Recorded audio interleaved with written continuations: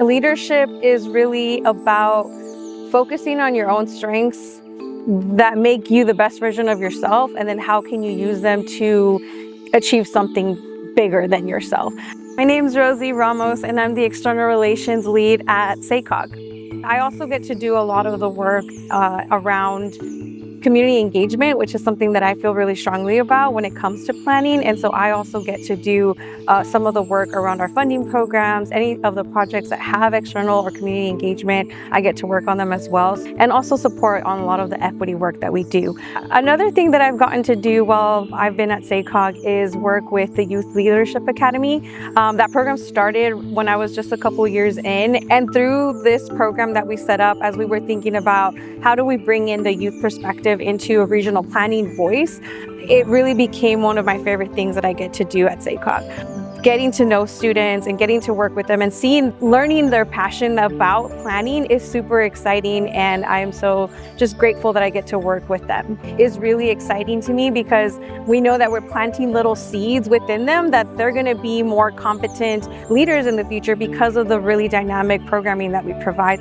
When I learned about the Creciente program, I was interested in it because it is about collaboration and coalition building, which is essentially what we have to do at SACOG in order to get our work done. When I was nominated, it was this idea that it would tap into a group that could help hone in on these skills of relationship building, network building, and really how do we expand the reach that SACOG brings too, because we are about connecting with all these different sectors so that we can create more holistic and complete communities. And that brings in, so many different components. And Creciente has so many different areas where people are coming from. And so it has really been a space that really showcases that collaboration that is super critical for getting anything done in any sector, I would argue.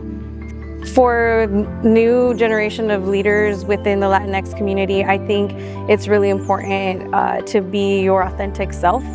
And I think it's important for us to remember that while we are in the Latino community, it's about a bigger system. And so really wanting to be collaborative with all the communities that we are a part of.